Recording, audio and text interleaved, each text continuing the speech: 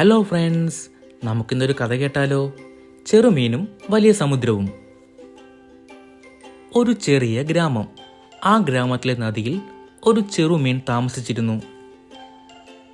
അവൻ്റെ ആഗ്രഹം വലിയ സമുദ്രം കാണണം എന്നായിരുന്നു.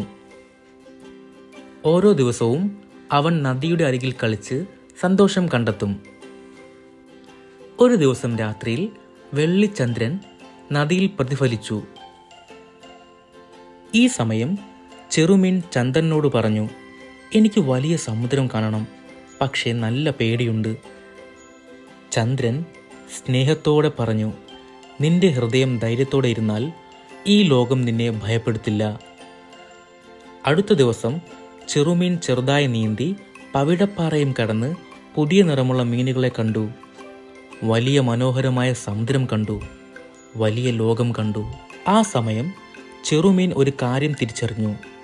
വലിയ സ്വപ്നങ്ങൾ കാണുമ്പോൾ ചെറിയ പേടികൾ പോലും അപ്രത്യക്ഷമാകും. Good night.